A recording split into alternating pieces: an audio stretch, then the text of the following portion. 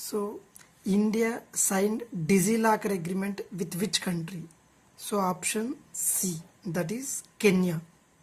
Next, Dr. Ricky Singhan was MP from option B Shillong, Meghalaya.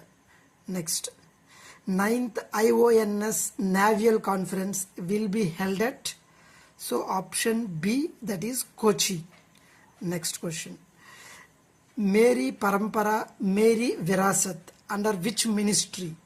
So option A, it is Ministry of Culture. Next question, India Aviation Hub agreement with, so it was signed with option C, that is France.